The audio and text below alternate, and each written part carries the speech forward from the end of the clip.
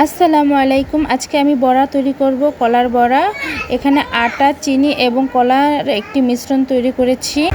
অপরদিকে চুলায় একটি কড়াই বসিয়ে দিয়েছি, কিছুটা তেল দিয়ে দিলাম গরম হওয়ার জন্য। তেলটা গরম হয়ে এলে কলার মিশ্রণটি একে একে দিয়ে দিব।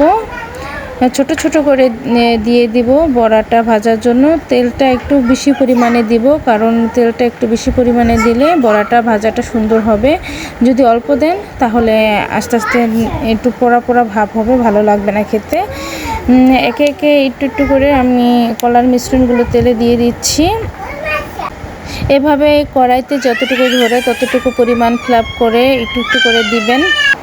এভাবে করে যতটুকু সম্ভব কলার মিশ্রণটি আমি কড়াইতে দিয়ে দিলাম একে একে।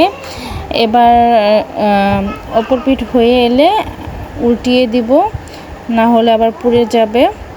একে একে সবগুলো কলার বড়াগুলো আমি উল্টিয়ে দিব। একে একে সবগুলো উল্টিয়ে দিব আস্তে আস্তে করে।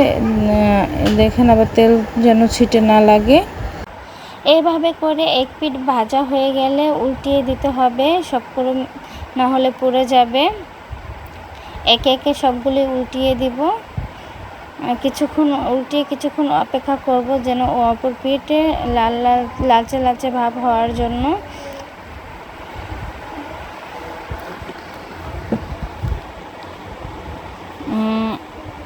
এই তো আস্তে আস্তে সবগুলো বড়া লালচে লালচে ভাব চলে এসেছে। এখন আমরা তুলে নিব একে একে। বেশি লালচে করতে গেলে আবার পড়ে যাবে, তিতা তিতা লাগবে, খেতে বেশি একটা ভালো লাগবে না। তাই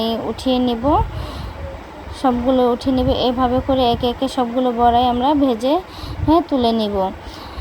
আসলে বাচ্চাদের ঘরে সব সময় কলা থাকে, আবার অনেক সময় গ্রীষ্মকালে কলাগুলো রং কালচে কালচে হয়ে গেলে বাচ্চারা আর খেতে চায় না। এভাবে যদি আমরা ওদের কলার বড়া বানিয়ে দিই, ওরা অনেক মজা করে খাবে।